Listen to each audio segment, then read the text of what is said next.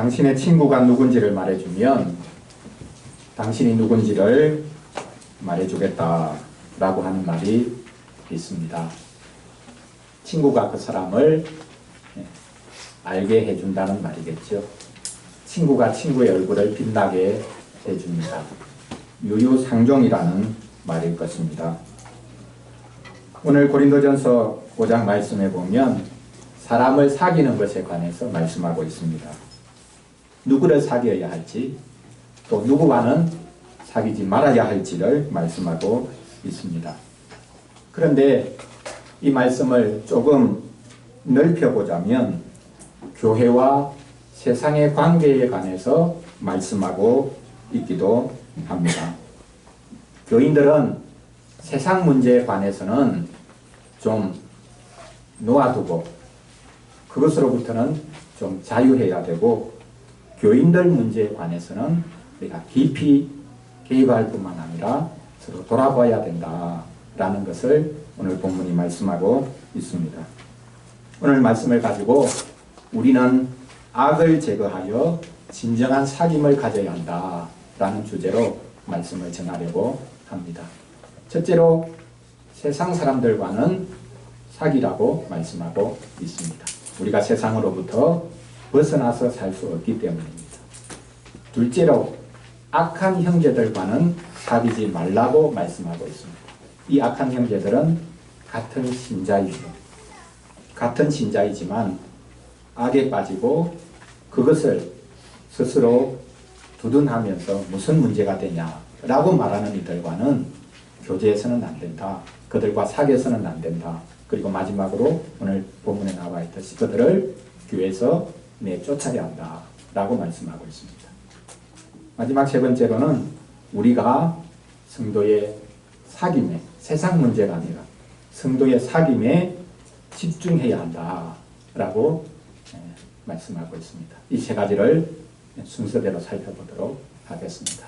첫째로 세상 사람들과 사귀라고 합니다. 성도의 사귐은 아니지요. 그러나 우리는 이 세상 속에서 살아야 되기 때문에 세상 사람들과 관계하면서 살아야 된다라고 말씀하고 있습니다. 사도는 음행하는 자들을 사귀지 말라고 했는데요. 이 말은 세상 사람과는 아예 상종도 하지 말아라 라는 말로 오해할 수 있었습니다. 그래서 사도는 그런 뜻이 아니라고 오늘 본문에서 말씀하고 있습니다. 우리가 이 세상에서 살아야 하기 때문에 세상 사람들과는 사귀어야 하죠. 거래도 해야 되고 장사도 해야 되고 모든 필요한 것들을 같이 논의도 해야 합니다. 세상에는 온갖 사람들이 있습니다. 악한 사람들과는 나는 절대 거래하지 않는다 라고 하면 우리가 이 세상에서 살아갈 수가 없습니다. 사도가 말했듯이 이 세상에는 음행하는 자들, 탐욕을 부리는 자들, 사기치는 사람들, 우상 숭배하는 사람들로 가득합니다. 우리가 그런 사람들을 피해서 살아갈 수가 없습니다. 그런 사람들 보지 않겠다고 산속에 들어가서 살 수가 없습니다. 어디 가서든지 우리는 이런 악한 사람들과 부딪히며 살아갈 수밖에 없습니다. 그런 세상 사람들과 우리는 사귀어야 된다. 그런 악에 동참하라는 뜻이 아니라 그런 악한 사람들과도 더불어서 우리는 이 세상에서 살아갈 수밖에 없다는 뜻입니다. 신자는 세상에서 부름받아 나온 사람들이죠. 그런데 부름받아 나온 사람들을 하나님께서는 격리시켜 두시는 것이 아니라 다시금 세상으로 보내십니다. 세상으로부터 나왔는데 나온 이유가 뭔가? 다시금 세상으로 들여보내시기 위해서 불러내신 것입니다.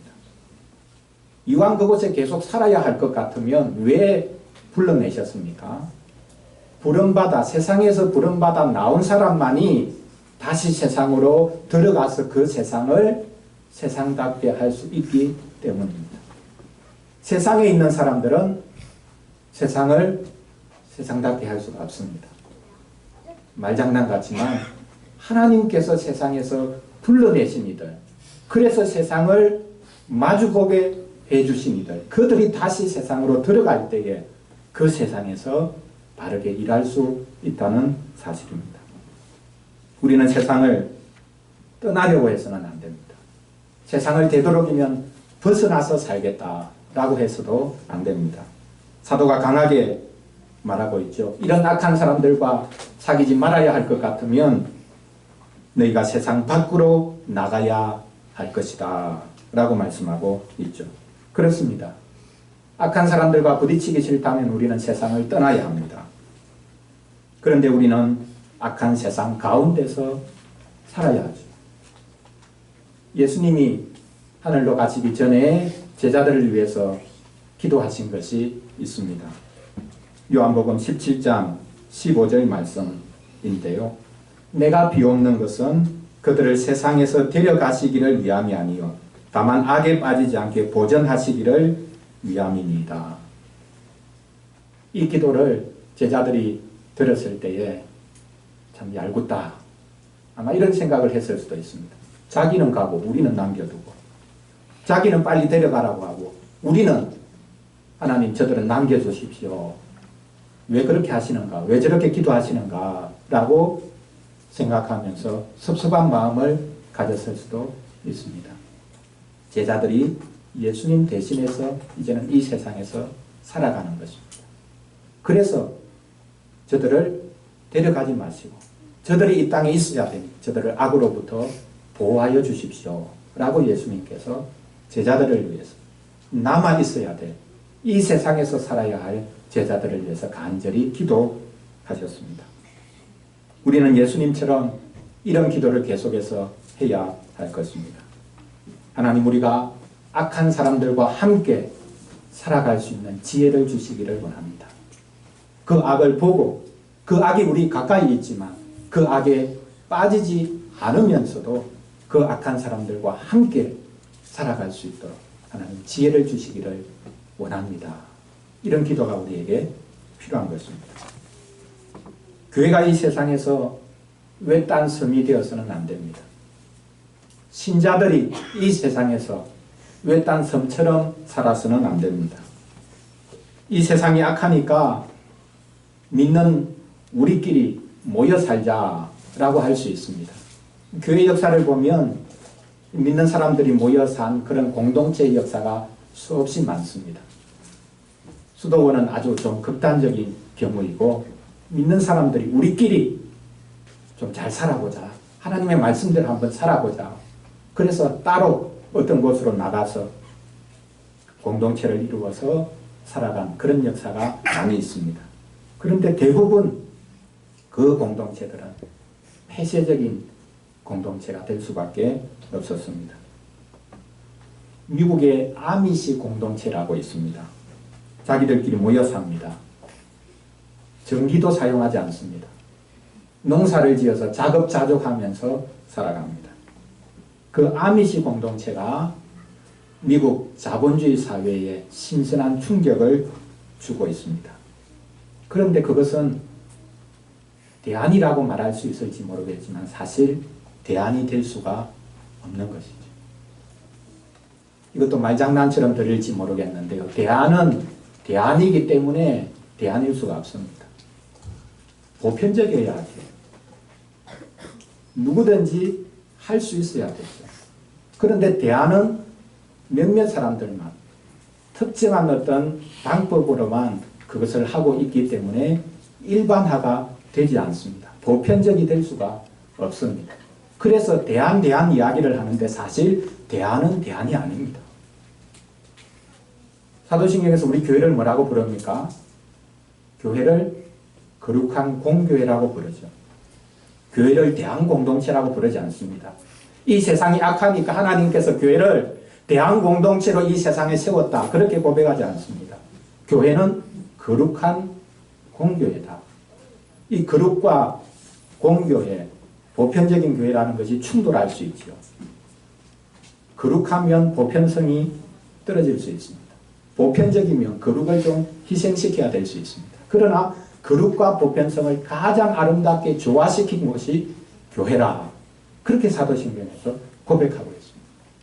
교회는 가장 평범한 공동체가 되어야 합니다.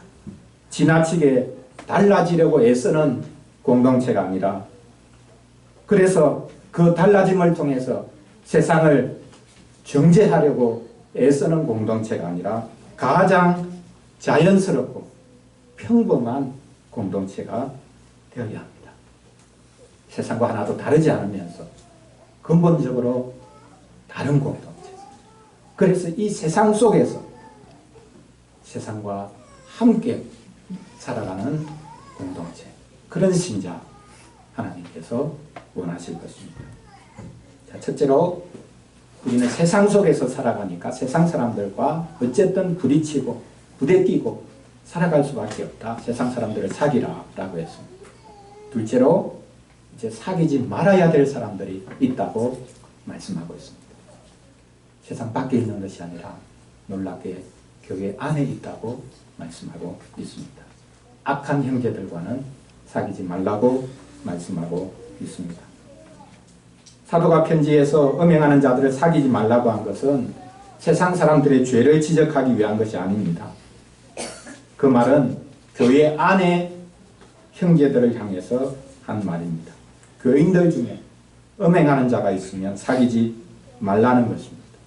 누구든지 죄 지을 수 있죠. 그러나 그 음행을 회개하지 않은 사람들, 그런 사람들과는 사귀지 말라는 것입니다. 오늘 보면 바로 앞에 써 있었죠. 어떤 교인이 자기 아버지의 아내, 쉽게 말하면 어머니입니다. 자기를 낳은 어머니는 아니었겠죠. 그런데 아버지 아내를 취했다. 세상에도 그런 법이 없는데 어떻게 교인이 그럴 수가 있느냐. 그런 사람들을 내쫓아라. 그런데 너희들은 오히려 그런 사람들을 옹호하고 뭐가 문제란 말이냐 라고 말하고 있으니 과연 그것이 하나님께서 원하시는 것이냐 라고 말하고 있는 것입니다. 아마 이 사람이 적극적으로 아마 주장을 했을 수 있습니다. 뭐가 문제냐. 나는 이미 용서받은 사람이다. 나는 이미 완전해졌으니 그런 것이 나를 더럽히는 것이 아니다. 오히려 그런 것에 전전긍긍해하는 사람들이야말로 자기가 완전하지 못하다는 것을 말하고 있는 게 아니냐.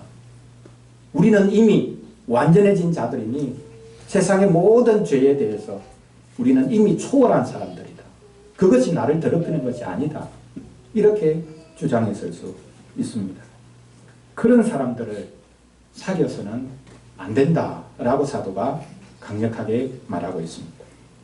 세상 악한 사람들과는 사귀고 교류하고 함께 살아야 하지만 교인들 중에서 악을 고집하는 사람들은 결코 사귀어서 안 된다고 말씀합니다.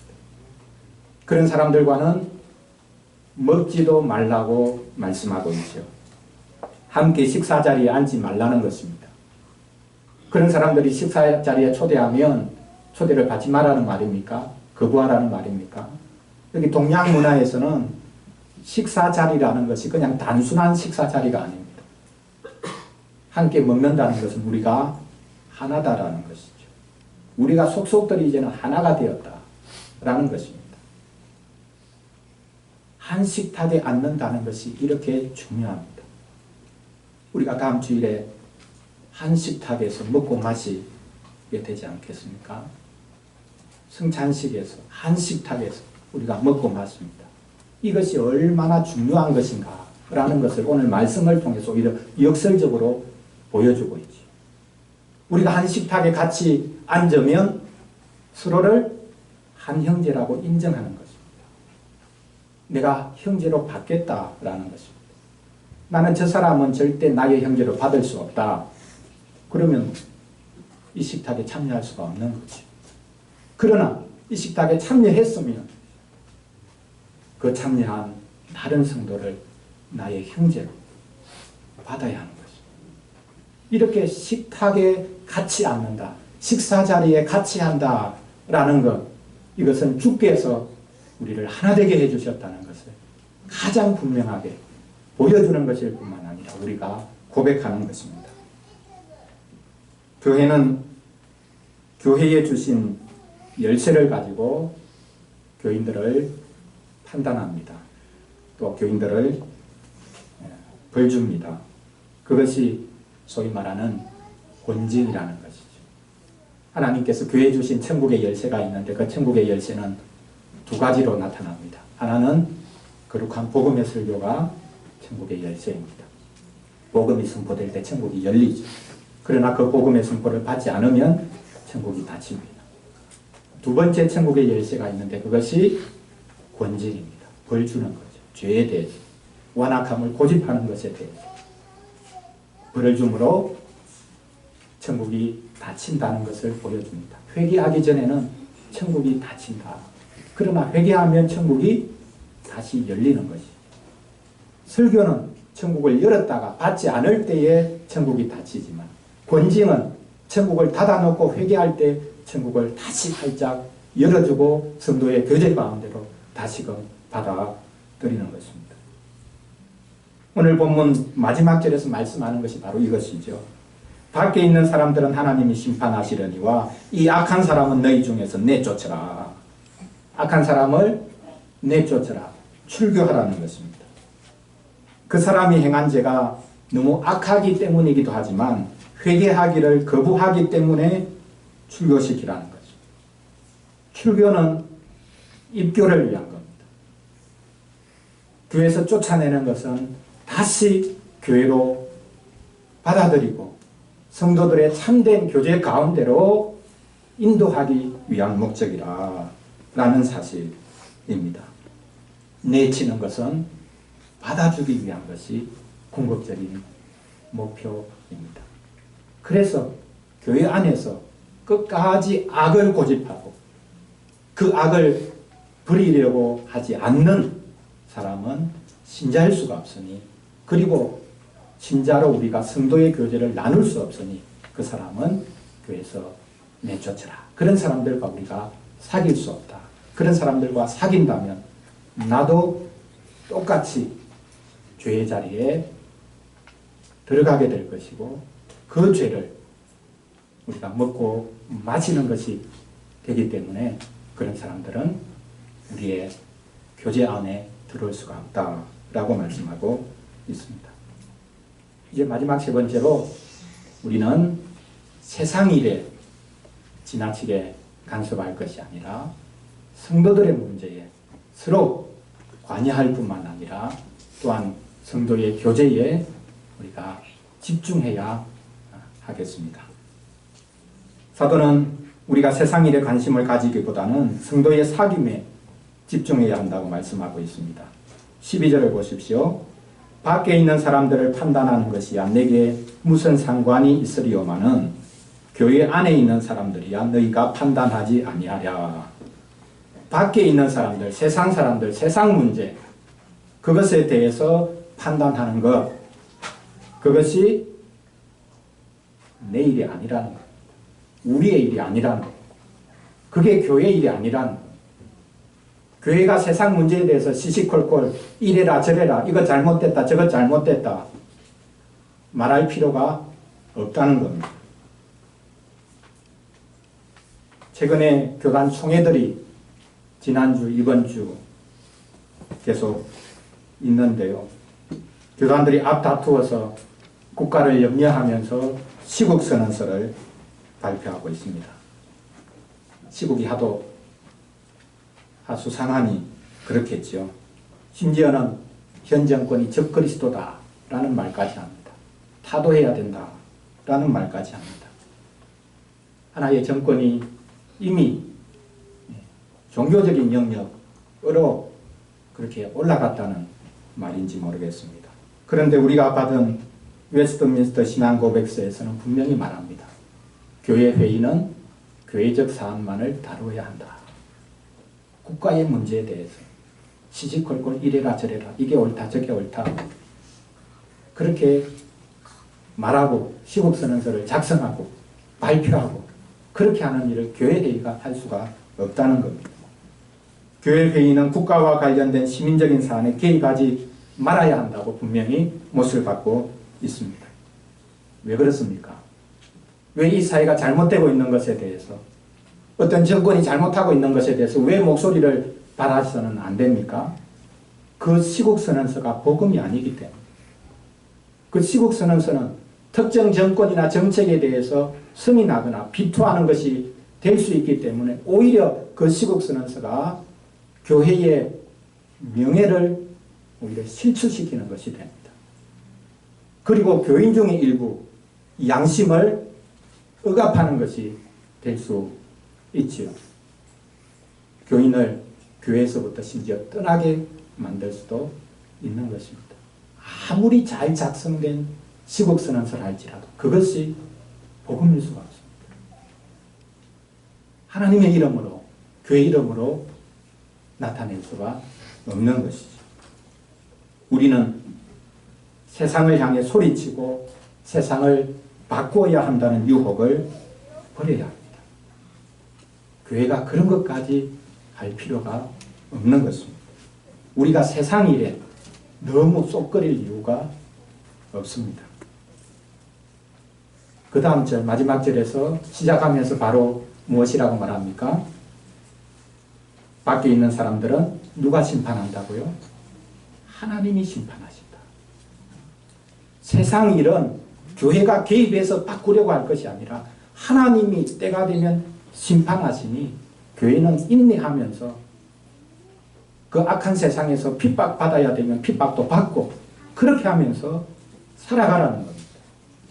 교회가 하나님이 되어가지고 세상을 심판해 보겠다고, 세상 정권을 심판해 보겠다고, 세상 어떤 단체들을 심판해 보겠다고 그렇게 해서는 안 된다는 겁니다. 하나님이 세상 사람들을, 이 세상을 심판하신다. 기다리라고 말씀하고 있습니다. 우리가 하나님의 심판을 대신하려고 해서는 안 됩니다.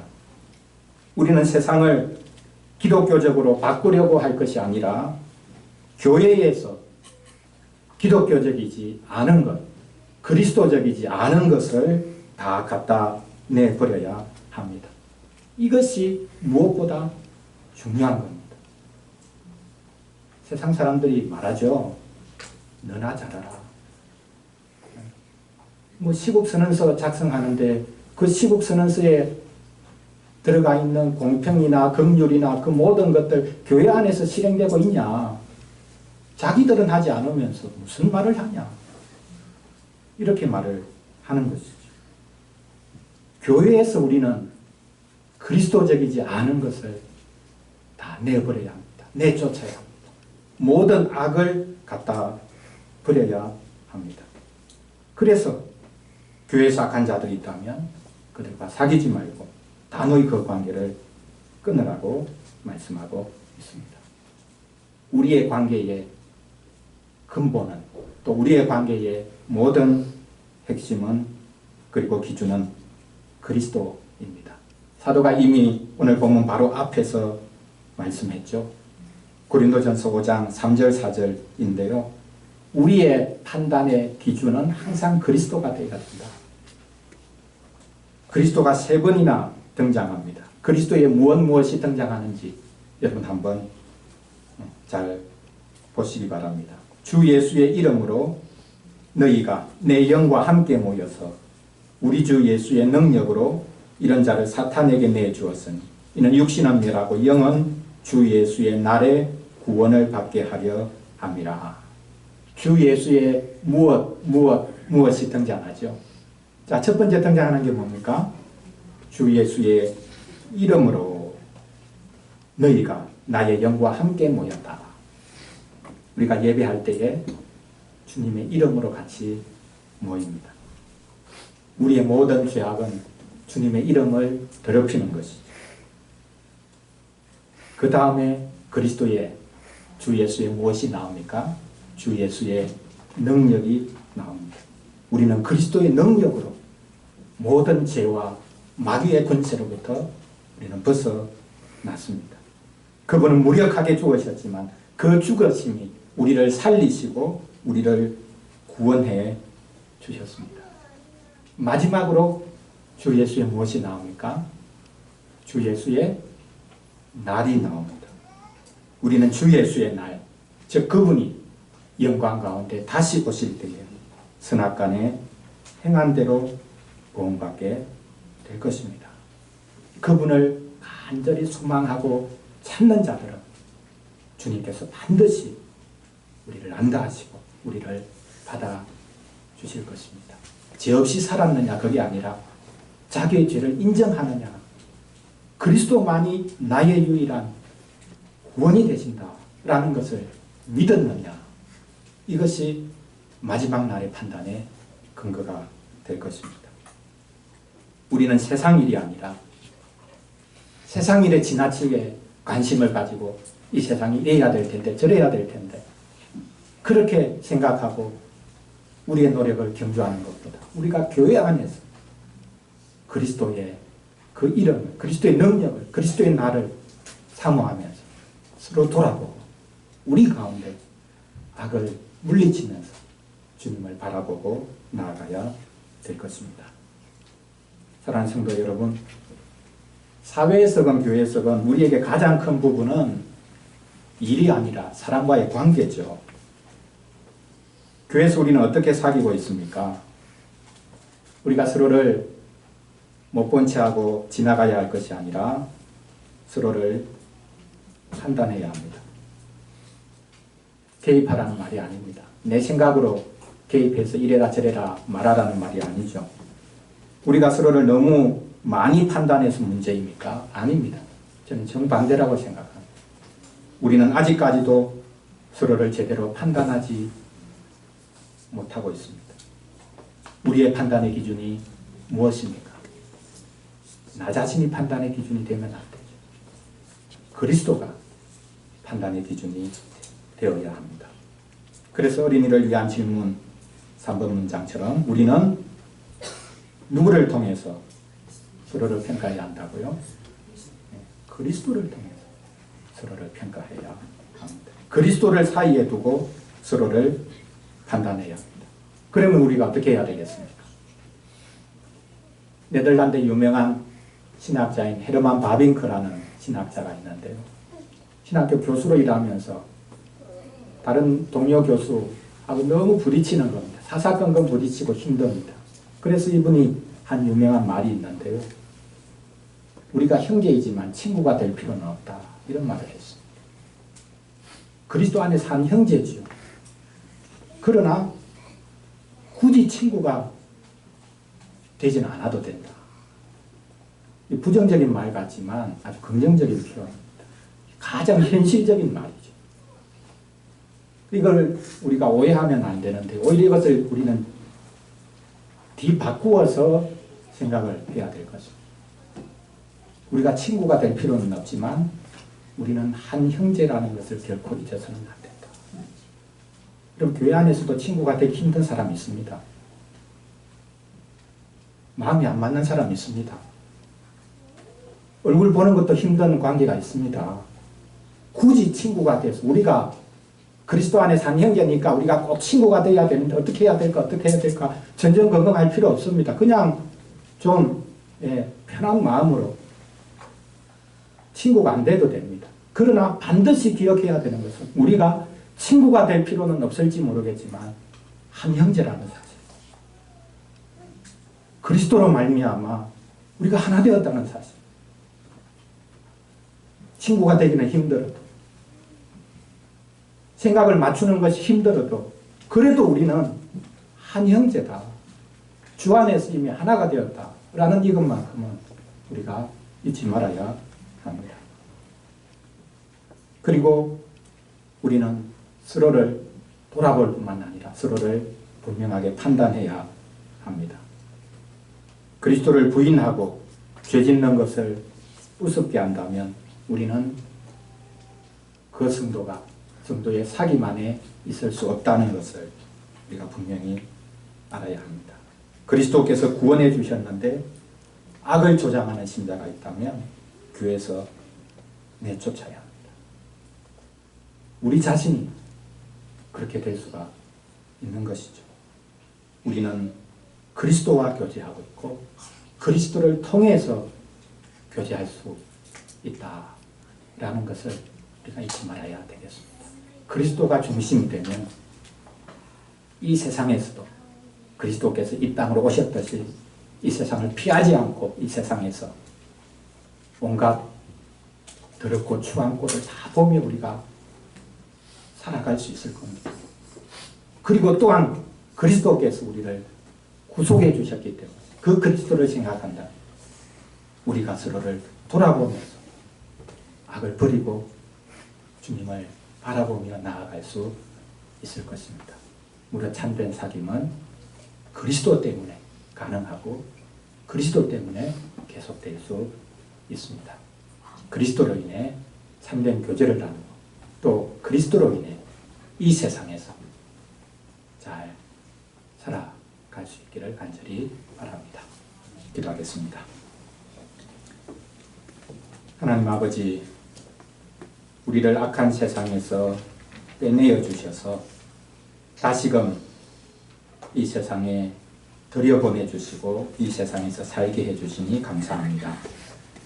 우리가 세상의 모든 악에 대해 교정하려고 하지 말고 교회가 그리고 나 자신이 악에 물들지 않도록 서로 잘 돌아보게 도와주시옵소서.